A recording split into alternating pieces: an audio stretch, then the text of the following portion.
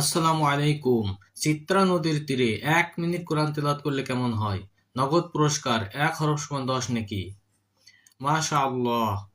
আয়াতুল কুরসি তেলাওয়াত করছে আব্দুল্লাহ বিন রমিজ। আসসালামু আলাইকুম ওয়া বারাকাতুহু। বিসমিল্লাহি মিনাশ শাইতানির রাজিম। বিসমিল্লাহির রহমানির রহিম।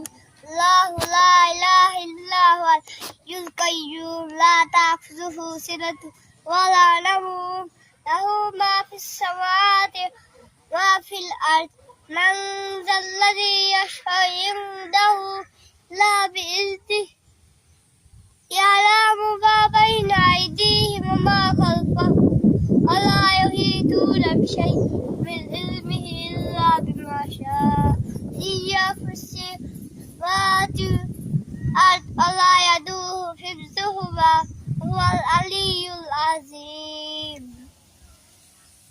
السلام عليكم ورحمة الله وبركاته.